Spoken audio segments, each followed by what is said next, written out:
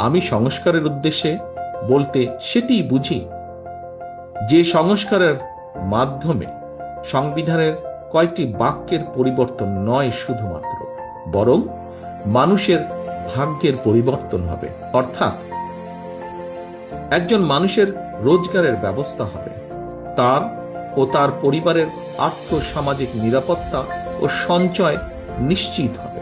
আমি সংস্কার বলতে সেটিই বুঝি যা কর্মসংস্থানের মাধ্যমে প্রতিটি নারী ও পুরুষের বেকারত্বের সমস্যার সমাধান করবে। যে সংস্কার নারীদের সম্মান, স্বাধীনতা ও ক্ষমতায়ন নিশ্চিত করবে।